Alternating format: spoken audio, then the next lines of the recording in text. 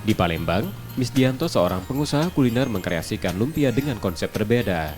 Jika biasanya lumpia berbentuk silinder seperti risol dengan isian rebung dan sayur lain, Misdianto mengambil bentuk segi empat berukuran jumbo. Sebagai isian, ia menambahkan jagung, selada, makaroni. Menyesuaikan lidah orang Palembang yang suka pedas, ia juga menambahkan sambal bawang. Pembuatannya cukup sederhana. Bentangkan 5 lembar kulit lumpia, lalu tuangkan isian seperti jagung, makaroni, selada, mayones, dan saus. Tambahkan daging sapi panggang, lalu kembali lumuri sambal bawang dan mayones. Lipat kulit lumpia dengan rapi, lalu goreng dengan api sedang hingga berwarna kecoklatan. Lumpia sapi nan lezat pun siap dinikmati. Kalau lumpia Semarang kan bentuknya risol nih, dalamnya tuh rebung.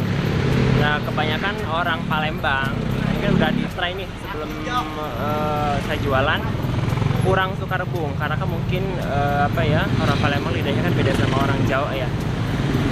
Dari situ aku terinovasi untuk bikin apa sih yang bikin beda dalamnya itu biar orang tuh nikmati semuanya.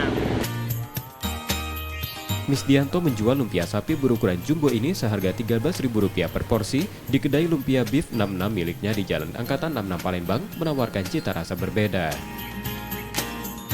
Selama ini kan saya makan lumpia isinya tuh rebung ya, atau kalau yang itu kadang-kadang isinya dari kentang gitu. Nah, ini isinya daging ayam, ada daging sapi, ada jagung, dan rasanya juga pedas. Enak sekali nih. Wow. Dalam sehari, Misdianto bisa menjual hingga 30 porsi lumpia jumbo yang menjadi menu favorit.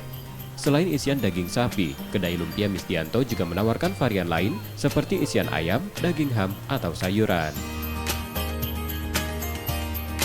M. Rizky Nurmizan, Kompas TV, Palembang, Sumatera Selatan.